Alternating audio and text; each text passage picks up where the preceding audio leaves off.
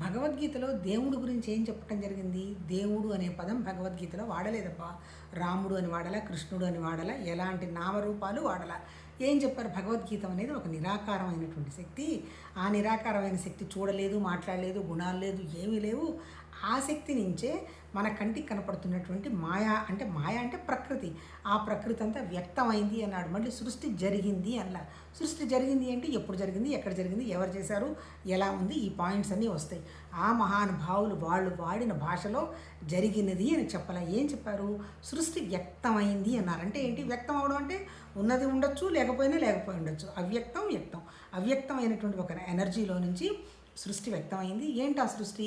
నీ కంటికి కనపడుతున్నటువంటి పంచభూతాలు. ఏంటవి పంచభూతాలంటే? నేల, నీళ్లు, అగ్ని, వాయువు, ఆకాశం. అంతే కదా. వాటితో పాటు ఏంది? అవి ఉన్నాయి అని ఎవరికి తెలుస్తున్నాయి? మన మనసుకు తెలుస్తున్నాయి. ఏంటి ఆ మనసు?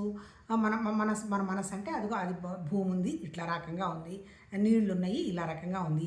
అగ్ని ఉంది, ఇలా ఉంది. వాయువు ఇలా ఉంది, ఆకాశం ఇలా ఉంది అని మన మనసుకు తెలుస్తుంది. ఆ 5 లక్షణాలు ఎక్కడున్నాయి మళ్ళీ?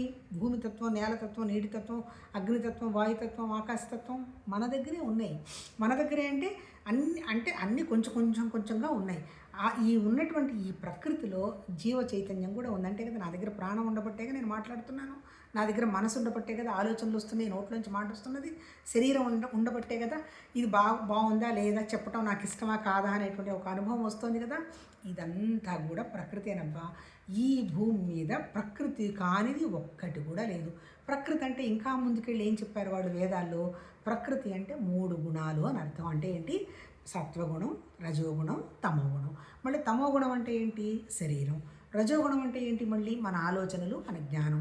సత్వగుణం అంటే ఏంటి? మళ్ళీ నిరాకారంగా నిశ్శబ్దంగా ఉన్నటువంటి ఒక లక్షణం. నిజం చెప్పాలంటే ఏంటి? భగవతత్వం ఏంటి? ఈ 3 గుణాలు దాటినటువంటి ఒకే ఒక తత్వం, ఒకే ఒక శక్తి. అది ఎక్కడుంది? మన దగ్గరే ఉంది.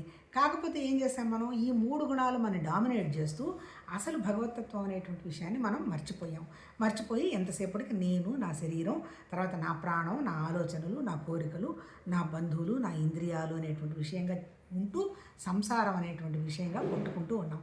సంసారం అంటే ఏంటి అర్థం? నాకు ఇది కావాలి అనేది సంసారం. నాకు ఇంకా అవసరం లేదు అనేది భగవతత్వం. మరి ఇంత సృష్టి చేసిన ఆయన పేరు తెలియదు, ఊరు తెలియదు, జస్ట్ సామాన్యంగా ఉన్నాడు. అంటే అల్టిమేట్ ఏంటి? మనం కూడా ఎప్పుడైతే ఆ సామాన్య స్థితికి మనం వస్తామో మనమే భగవతత్వ స్థితి అనేటువంటి విషయం తెలుస్తుంది. మరి సామాన్య స్థితికి రావాలంటే మనం ఏం చేయాలి?